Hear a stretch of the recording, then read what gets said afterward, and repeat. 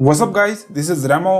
आज की डेट में चाइना को एक स्टार्टअप हब की तरह देखा जा रहा है, जहां हर रोज 10,000 से भी ज्यादा नए स्टार्टअप्स आ रहे हैं, जिसका मतलब है कि हर 20 लोगों में से एक बंदा एंटरप्रेन्योर निकल रहा है। इनके वहां पर अभी टोटल स्टार्टअप्स 3 करोड़ के आसपास रजिस्टर्ड हो चुके हैं, जो कि नेपाल की पूरी पॉपुलेशन से भी ज्यादा है। जिसमें से अभी तक 300 के आसपास स्टार्टअप्स ने यूनिकॉर्न लेवल भी पार कर लिया है, यानी 7,000 करोड़ की मार्केट वैल्यूएशन पार कर ली है। चाइना की हर बड़ी से बड़ी या छोटी से छोटी इंडस्ट्री में आपको एक ना एक वहां पर आपको स्टार्टअप मिलेगा ही मिलेगा, जो कि पूरी इंडस्ट्री में कुछ नया लाने की कोशिश कर रहा है। चाहे आप मैन्युफैक्चरिंग इंडस्ट्री ले लो, स्पेस इंडस्ट्री ले लो, डिफेंस इंडस्ट्री ले लो या अडल्ट इंडस्ट्री ले लो, और किस लेवल के स्टार्टअप्स आ रहे हैं ये देखना तो बनता है। तो आज मैं आपके लिए पूरे चाइना के इतने सारे स्टार्टअप्स में से कुछ हटके स्टार्टअप्स पकड़ के लेकर आया हूं, जिनका कंसेप्ट बिल्कुल ही हटके है और आपको भी इन पे नजरें जरूर डालनी चाहिए। तो आओ बिना टाइम वेस्ट करे शुरू करते हैं अपने इस लिस्ट के 7वें नंबर के स्टार्टअप से। अगर मैं आपको कहूं कि सोच ही चलिए कि जैसे YouTube एक वीडियो प्लेटफॉर्म के लिए जाना जाता है, अगर वैसे कुछ ऑडियो प्लेटफॉर्म में YouTube जैसा कुछ आ जाए तो जी हाँ, स्टार्टअप का नाम है शिमालय। इन्होंने पूरे YouTube की कॉपी ऑडियो ऐप में उतार दी है। जैसे सेम कंटेंट क्रिएटर YouTube में कंटेंट बनाते हैं, थंबनेल बनाते हैं, चैनल्स में एड्स वगैरह लगाते हैं, लाइव आ सकते हैं, लोग कमेंट कर सकते हैं, फिर सब्सक्राइबर्स और व्यूज का सिस्टम होता है, तो वैसे सेम आप इनके ऐप में ये सब कर सकते हैं।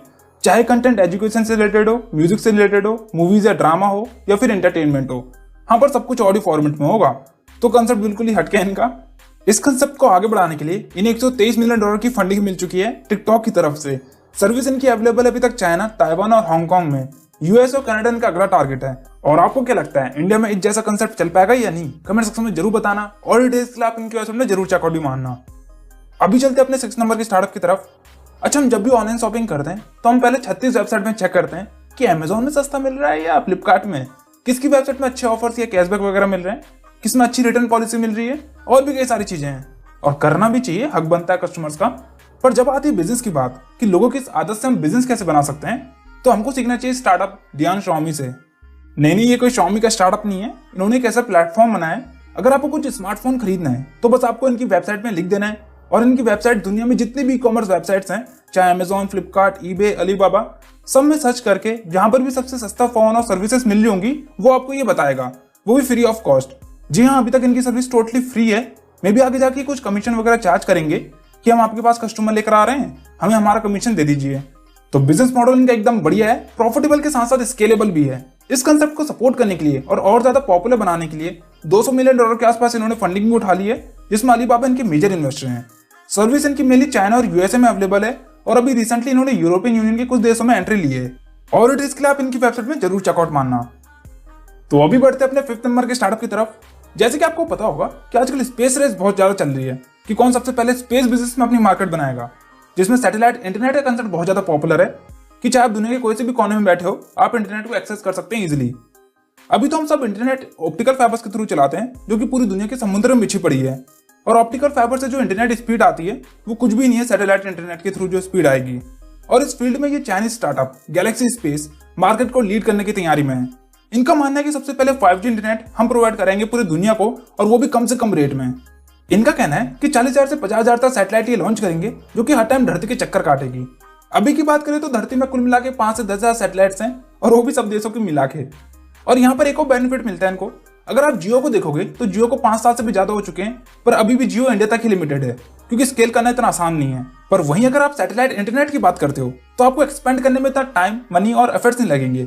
इस कंसेप्ट को और आगे बढ़ाने के लिए इन्हें $15 मिलियन के आसपास फंडिंग मिल चुकी है, जो कि आगे जाके ये और फंडिंग उठाएंगे जैसे जैसे दूसरे देशों में सर्विस अवेलेबल करते जाएंगे। तो और डिटेल्स के लिए और इनकी टेक्नोलॉजी कैसे काम करती है आप इनकी वेबसाइट में जरूर चेकआउट मारना।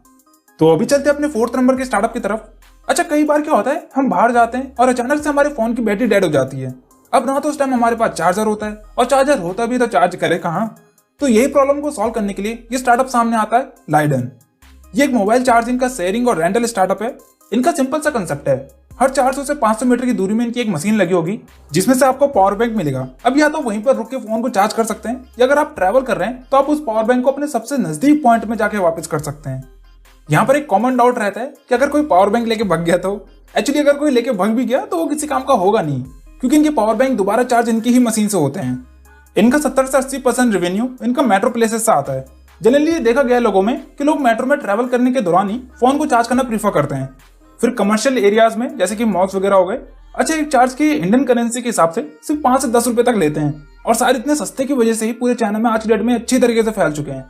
तो कंसेप्ट थोड़ा सा हटके है और इस कंसेप्ट को दूसरे देशों में भी एक्सपेंड करने के लिए इन्हें $30 मिलियन के आसपास फंडिंग मिल चुकी है।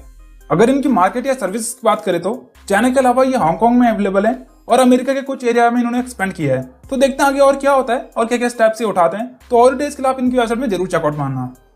तो अभी फटाफट बढ़ते हैं अपने तीसरे नंबर के स्टार्टअप की तरफ। इनका कंसेप्ट आपको पैसे लेने पर मजबूर कर सकता है। जनरली लोन वगैरह हम गोल्ड वगैरह को गिरवी रख के ले पाते हैं, फिर दूसरे कई सारी वेरिफिकेशन भी करनी पड़ती है, जो कि एक बहुत ज्यादा लंबा प्रोसेस होता है। पर ये स्टार्टअप शियाओडियो ये कंसेप्ट लेकर आए कि आप अपनी गाड़ी को कोलेटरल पे रख के लोन ले सकते हैं आराम से, और वो भी कोई सी भी गाड़ी, चाहे बाइक हो, कार हो या ट्रक हो, जिसकी वजह से बहुत ज्यादा आसान हो जाता है पैसे लेना जिसको भी जरूरत है। इसके साथ साथ इनके प्लेटफॉर्म में आप यूज्ड व्हीकल्स को बाय और सेल भी कर सकते हैं, या अगर आपको रेंट पे गाड़ियां चाहिए तो वो भी आप ले सकते हैं। तो आप समझ पा रहे होंगे पूरा एक तरह से कनेक्टेड बिजनेस मॉडल है इनका। इस कंसेप्ट को और आगे पॉपुलर बनाने के लिए इन्हें $3.5 बिलियन की ह्यूज फंडिंग भी मिल चुकी है, जिसमें सॉफ्ट बैंक इनके मेजर इन्वेस्टर हैं और इनका भी आईपीओ भी निकलने वाला है बहुत जल्द।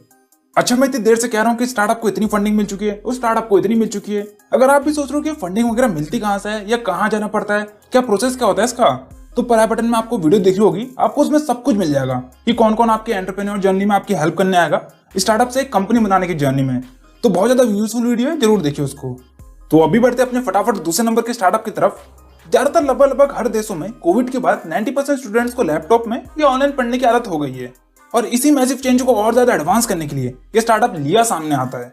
ये एजुकेशन इंडस्ट्री में वर्चुअल एजुकेशन का कंसेप्ट लेकर आए हैं, जिसमें इनका मेन फोकस है होलोग्राम टेक्नोलॉजी के थ्रू स्टडीज प्रोवाइड कराना, जिसमें जो डॉक्टर की पढ़ाई कर रहे हैं उन्हें हर बार प्रैक्टिस करने के लिए रियल बॉडी की जरूरत नहीं है, आर्टिफिशियल बॉडी पे भी वो सारे टेस्ट कर सकते हैं आराम से। वहीं मैकेनिकल इंजीनियरिंग की जो स्टडी कर रहे हैं उन्हें हर बार रियल व्हीकल्स या मशीन की जरूरत नहीं है, वो एआर वीआर टेक्नोलॉजी के थ्रू ही रियल लाइफ जैसा एक्सपीरियंस एंजॉय कर सकते हैं इजीली। कोविड के बाद ऑनलाइन एजुकेशन की डिमांड बढ़ने की वजह से इनकी सर्विस लगभग चाइना के हर स्कूलों और कॉलेजेस में यूज की जा रही है आज की डेट में। इस कंसेप्ट को और ज्यादा पॉपुलर करने के लिए और देशों में एक्सपेंड करने के लिए इन्हें $130 मिलियन की फंडिंग मिल चुकी है, जिसमें टेंसेंट इनके मेजर इन्वेस्टर हैं। और आपको क्या लगता है, इंडियन एजुकेशन में भी कुछ ऐसी टेक्नोलॉजी इंट्रोड्यूस करनी चाहिए जिससे बच्चों को सिर्फ थ्योरी की नॉलेज ना हो पर प्रैक्टिकल एक्सपीरियंस भी वो फील करे? तो आप क्या सोचते हैं स्टार्टअप के बारे में कमेंट सेक्शन में जरूर बताना। तो अभी चलते हैं अपने पहले नंबर के स्टार्टअप की तरफ। अच्छा, अभी तक एग्रीकल्चर इंडस्ट्री सही से डेवलप नहीं हो पाई है। अभी भी फार्मर्स को कई सारी दिक्कतों का सामना करना पड़ता है, जिसमें फार्मर्स फसल को डायरेक्ट लोगों तक नहीं बेच पाते हैं, उन्हें मिडलमैन के थ्रू ही बेचना पड़ता है। इसकी वजह से उन्हें कई सारे लॉसेस भी उठाने पड़ते हैं। इस फील्ड में कई सारे बिजनेस ऑलरेडी हैं, पर वो क्या करते हैं, उन्होंने मिडलमैन तो हटा दिया पर बाद में खुद मिडलमैन बन के बैठ जाते हैं। फार्मर से वो सब्जियां वगैरह लेके अपने वेयरहाउस में स्टोर करके फिर अपने हिसाब से प्राइस रेट बढ़ा के वो आगे बेचते हैं। यही सब कुछ चाइना की मार्केट में भी हुआ था और अभी इंडियन मार्केट में भी यही सब कुछ चल रहा है। तो यहीं पर आता है मिसाई स्टार्टअप। इन्होंने क्या करा, पूरी पावर फार्मर्स को दे दी। फार्मर्स को सीधे अल्टीमेट कस्टमर से या रेस्टोरेंट वगैरह से जोड़ दिया। फार्मर्स के फोन में पता चल जाएगा कितने ऑर्डर आए हैं और फार्मर्स को बस ऑर्डर को तैयार रखना है। तो यहाँ पर मिसाई स्टार्टअप सिर्फ बीच में डिलीवरी का काम कर रहा है। इसमें इवन ही अपना कमीशन भी अल्टीमेट कस्टमर से ले रहे हैं, ना कि फार्मर से। तो बहुत ज्यादा अमेजिंग और सिंपल कंसेप्ट है। इस कंसेप्ट को और ज्यादा आगे बढ़ाने के लिए और हर छोटे छोटे फार्मर्स तक पहुंचने के लिए इन्होंने $1.5 बिलियन की मैसिव फंडिंग भी उठा ली है, जिसमें मेजर इन्वेस्टर इनके चाइना बैंक है। आज की डेट में 70 से 80% चाइना के फार्मर्स इनकी सर्विस को यूज करते हैं। और आप क्या सोचते हैं स्टार्टअप के बारे में कमेंट सेक्शन में जरूर बताना। तो फाइनली यही था चाइना के कुछ टॉप इनोवेटिव स्टार्टअप्स जो थोड़ा सा कुछ हटे कर रहे हैं और एक बहुत बड़ा इंपैक्ट भी डाल रहे हैं। और आपको कैसे लगे स्टार्टअप्स कमेंट सेक्शन में जरूर बताओ, और जल्दी मिलते हैं अगली वीडियो के साथ।